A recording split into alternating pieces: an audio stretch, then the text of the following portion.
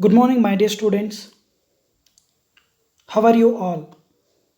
I hope you are all are fine by staying home. Dear children, welcome to the 8th Standard Science online class. In the previous class, we are discussing the life process activities. In that, meaning of nutrition, types of nutrition, that is, autotrophic mode of nutrition and heterotrophic mode of nutrition, saprophytic mode of nutrition, parasitic mode of nutrition, and holozoic mode of nutrition, along with examples. These are the concepts we are discussed in the previous class. Yes, in this session also we are going to discuss more information regarding the life process. Yes, dear children, in the previous class we have discussed about the nutrition meaning and respiration, transportation, excretion. These are all the major life process activities that will be takes place in each and every living organism.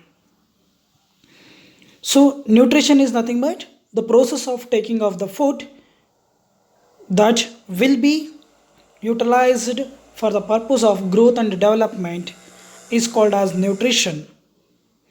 So respiration is the process by which the food will be breakdowns and produces energy with the help of oxygen. This is we call it as respiration. Transportation means whatever the digested food, oxygen, water, waste products, these all will be carried from one part of the body to other part of the body. This phenomenon we call it as transportation. Then excretion means the removal of the waste substances that will be takes place or released in the body. So these are all the concepts we are discussed in the previous class. Apart from that, the types of the nutritions we are discussed, that is autotrophic nutrition and heterotrophic nutrition. So autotrophic mode of nutrition is nothing but the nutrition in which organisms prepare their own food by the process of photosynthesis. Okay, this phenomenon we call it as autotrophic mode of nutrition. So here in the autotrophic mode of nutrition, all the green plants and bacteria, some bacteria will become under the autotrophic mode of nutrition. And if you come to the heterotrophic mode of nutrition, so these are the organisms, they do not have a capacity or capability to prepare their own food, and they will be directly or indirectly depend on the other organisms. So all animals and some bacteria, fungi, and all non-green organisms, whatever it has, these are all will becomes under the heterotrophic mode of nutrition. Apart from that, the different kinds of the heterotrophic mode of nutrition are there. There are majorly three main types of the heterotrophic nutrition, that is saprophytic, parasitic mode of nutrition, and holozoic mode of nutrition. These are all also we are discussed in the previous class. Saprophytes is nothing but the nutrition in which organisms get their food by the help of dead and decaying organism. Example for that, mushroom, yeast, and some bacteria. If you come to the parasitic mode of nutrition, they will be requires any host, cuscuta, tapeworm, plasmodium. These are all will becomes under the parasitic mode of nutrition. Then holozoic mode of nutrition is nothing but it is a kind of a nutrition in which organism take the food directly and then absorb, digest that whatever the direct intake the food, that will be digested and absorption will be takes place. Human beings, fish, bird, paramecium, amoeba, these are all will becomes under the holozoic mode of nutrition. So dear children, these are all the concepts we are discussed in the previous class. So apart from that, in this session we are going to discuss very important life process activity, that is digestive system in the human body. how the digestion will be takes place, what are the organs that is actively involved here. So these are all the concepts we are going to discuss now. Yes, dear children, the nutrition in human beings takes place in the specific digestive system.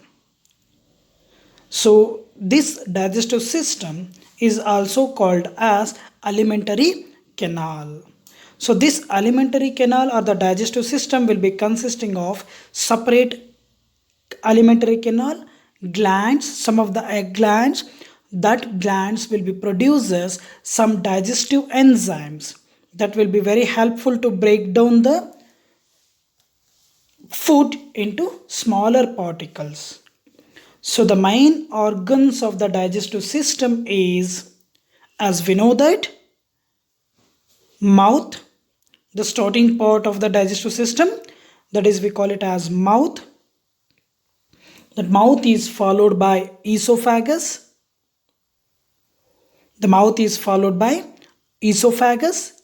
This esophagus is also called as food pipe. Again, the third digestive part, that is we call it as stomach. After the stomach, we will be observe small intestine. That small intestine is followed by large intestine. Large intestine is followed by anus. This anus is also called as rectum. In between, few glands that will becomes under the digestive system. That is, the first one is salivary glands, second one is gastric glands, third one is liver, pancreas, and then some intestinal glands is present in the small intestine and as well as large intestine. These are all the glands, so like salivary glands, gastric glands, liver, pancreas and intestinal glands. These are all the glands will be very helpful to secrete some digestive enzymes. These digestive enzymes will be very helpful to break down the food into different smaller particles. Understand, no, my dear students? So let us discuss one by one what is the major functions of the mouth, what is the major function of esophagus, and what is the structure of that esophagus, mouth, stomach, and what is the main role of the small intestine, and what kind of the glands are present and where it is located, and which type of enzyme that will be released at the time of the digestion. These are all we are going to discuss now. So first one is mouth. Dear children, the food is broken into smaller particles by the help of teeth. Understand? No? So what is the main role of the teeth? The teeth will be play a major role to break down the complex food substances into simple food substances or hard food substances into simple food substances. Apart from that, while we are eating any food, the food become watery. Or when we are going to see any your favorite dish on your home or any your favorite dish on anyone's stall, so our mouth become watery, right? No, why this will be happen? Yes, children, these are all will be takes place. The watering of the mouth takes place because there is a gland is present in our mouth. Do you know where that gland is present and what is the name of that gland? Yes, the gland we call it as salivary gland. Can you repeat that one? That gland, what we call it as? Yes, the gland that is present in the mouth is called as salivary glands. So what is the main function of this salivary gland? Yes, this salivary gland will be contains an enzyme. So that salivary glands will produce a juice. That juice we call it as saliva. That saliva is consisting of an enzyme, digestive enzyme called as salivary amylase. That enzyme what we call it as salivary amylase, yes, which converts starch into sugar. So what is the main role of the salivary amylase? Whatever we are going to consume the food, that is a byproduct of the plant, right now. So in the plant, as we know that whatever the food is prepared in the plant, that is in the form of starch. So that starch is converted into sugar by the help of salivary amylase enzyme. My dear students, when we are eating the food, that our mouth will be secretes some amount of juice. That juice we call it as saliva. That saliva will be contains an enzyme, that is a digestive enzyme. We call it as salivary amylase, which will be very helpful to, that salivary amylase is very helpful to convert the starch into sugar. So after proper breakdown of the complex food substances into simple food substances, and then after the proper mixing of salivary amylase in that food is entered to stomach by the help of esophagus. So esophagus is nothing but it is a separate food pipe or the separate pipe that will be very helpful to transport the chewed food from mouth to stomach. So this esophagus pipe or the esophagus pipe, or it is also called as food pipe, that will be very helpful to transport the food particles from mouth to stomach. Then, so what will happen when the food is reached into the stomach? This here, the process of mixing of some other digestive enzymes will be takes place in the stomach. What kind of the digestive enzymes and what kind of the glands that will be produced the digestive enzymes, these are all we are going to now discuss. So when the food is reached to the stomach, the gastric glands produces the gastric juice. This gastric juice will be contains an enzyme, we call it as pepsin. And apart from that, hydrochloric acid is also secreted in the stomach, and mucus is a kind of an enzyme that will be secreted in the stomach. Dear children, what is the main role of the pepsin, hydrochloric acid and mucus? Yes, this pepsin is also a kind of digestive enzyme that will be very helpful to break down the proteins present in the food.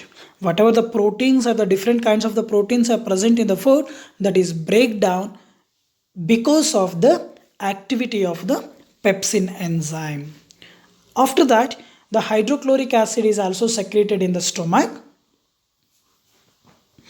This will be very helpful to kill the microorganisms whatever is present in the food. Apart from that, create an acidic medium in the stomach.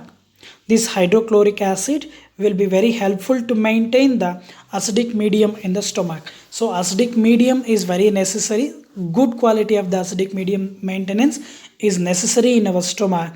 That will be very helpful to proper action of pepsin. So pepsin will be requires acidic medium. Okay, so pepsin hormone or the enzyme whatever it is secreted by the gastric gland, that requires acidic medium for the proper functioning. So this will be fulfilled by the hydrochloric acid. And apart from that, as we know that, dear children, one more kind of the digestive enzyme that is secreted in the stomach, that is we call it as mucus. Dear children, what is the main role of the mucus? Yes, as we know that the hydrochloric acid is a highly dangerous acid or flammable acid, right now. So ಅದು ಸಕ್ರೀಟ್ ಆಗ್ತಿದ್ರೆ concentrated hydrochloric acid ಸಕ್ರೀಟ್ ಆದರೆ ಏನಾಗುತ್ತೆ, ಆ body parts ಏನಾಗುತ್ತೆ, that body parts become starts burning. So then, as we know that the stomach is secreted by the hydrochloric acid, right now, then why the stomach is not burning? Yes, because why? Because the stomach will be secretes one more enzyme, that is a digestive enzyme, we call it as mucus. This mucus will be very helpful to protect the walls of the stomach by the action of acid. So that's why, because of the proper functioning of the mucus enzyme in the stomach, so our stomach will be escape from the acidic action. Hence, the mucus will be creates a screen guard, just like whatever we are using the screen guard to our mobile. What is the main role of the screen guard of the mobile?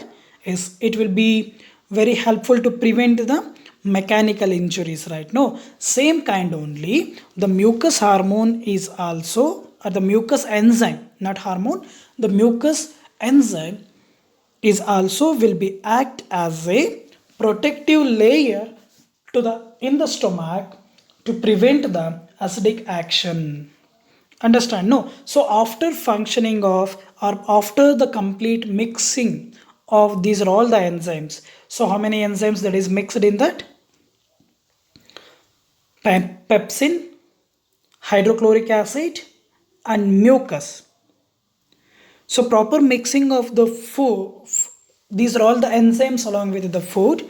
Again, that food will be passes into the small intestine. So the food is mixed with upon when it is the food is moving towards the small intestine. So again, some other glands that will be secretes as some other digestive juices or the digestive enzymes. So that is we call it as bile juice, that is secreted by the liver, and pancreatic juice that will be secreted by the pancreas. So this bile juice will be very helpful to break down the fats, and pancreas juice will be consisting of trypsin and lipase enzyme. These will be very helpful to break down of proteins, lipase, or the fats. Okay, after proper mixing of bile juice, pancreatic juice, and gastric juice, that is we call it as pepsin. So again the food will be enters into the small intestine. My dear children, the process of actual digestion process will be takes place in the small intestine only. So whatever the in the mouth the food is completely breakdowns and the salivary amylase will be mixed. Apart from that, in the stomach, hydrochloric acid, then pepsin and mucus enzyme, and then if you come to the small intestine, bile juice, pancreatic juice, these are all will be mixed with the food that will be reaches to the small intestine. Here also some digestive enzymes that will be secreted by the small intestine glands that will be very helpful to break down the carbohydrates into glucose and fats into fatty acids and glycerols and proteins into amino acids. After that, the small intestine will be consisting of small hairs like a or finger like a projections, that is we call it as villi. This villi will be very helpful to, or this villi is connected to the blood vessels. Then whatever the villi is present in the small intestine, that will be absorb the digested food and it will be sent to the blood vessels. So that blood vessels will be linked to the human heart. So again the pumping of the heart that will be reaches to the digested food to each and every part of the body. After that, whatever the undigested food is there, after the absorption in the villi, whatever the non-absorbed food particles are there, that will be reaches to the large intestine. In the large intestine also, same finger like projections villi are present. These villi are absorb, reabsorb the water, and as well as some of the proteins, amino acids. So finally, whatever the undigested food is there, so that undigested food will be comes out from the large intestine and eliminated through the ANS. So like this, the complete process of digestive system will be takes place in human body. Hope you can observe one more picture here. So I'm going to zoom that picture. Yes. See, have you observing in the both the pictures that is present? It is available in on your screen. So the first part of the digestive system we call it as mouth. So in that you are observing the green colored glands. That glands is present in the lower jaw and as well as upper jaw. The salivary glands is present in lower jaw and as well as upper jaw. When the food is entered into the mouth, that salivary glands will be start secreting the saliva. So that saliva only consisting of salivary amylase. So then again it will be comes to the whatever the proper mixing and breakdown of the hard food substances into simple food substances. After completion of this phenomenon, the food is entered into the stomach by the help of esophagus. So by the help of esophagus, the food is entered into the stomach. Okay, so after that again in the stomach, some of the gastric glands that is secreted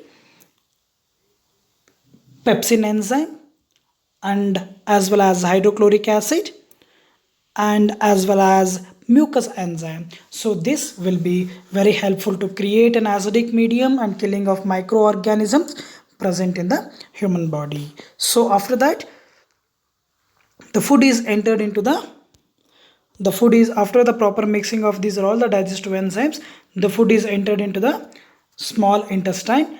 The small intestine is a huge complex twisted kind of an organ that is present in our body. Approximately it is a 7 meters in length.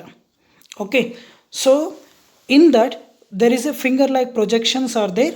So before entering the food into the small intestine, the pancreatic glands, whatever you are observing the yellowish and greenish color, this pancreatic glands that will be produced as pancreatic juice and liver that will be produced as the what is the enzyme or that is we call it as the liver will be produced as the different kinds of an enzyme that is we call it as bile juice. That bile juice will be very helpful to break down the different various kinds of food that is present in our body. So that will be after that the small intestine, there is a finger like projections is present in the small intestines that will be linked to the blood vessels. Again the digested food will be absorbed by cause of the villi and then that will be reaches to each and every part of the body. After that the undigested food that will be reached followed to the or it will be reaches to the large intestine that will be leads reabsorption of water and some other whatever the nutrients are missed at the time of the absorption in the small intestine, that is reabsorption will be takes place in the large intestine. After that, finally, the uncompleted or undigested food that is eliminated through the rectum or anus. So this is about the complete phenomenon of digestive system that will be takes place in human body. Dear children, I hope you understand the complete digestive process of human body in this session. Is there any doubts regarding today's topic? Please send a message or make a phone call to me. Apart from this video, I will share one more animated video related to the human digestive system. You can observe that animated video also and you can clarify your doubt. Thank you. Jai Shri Gurudev.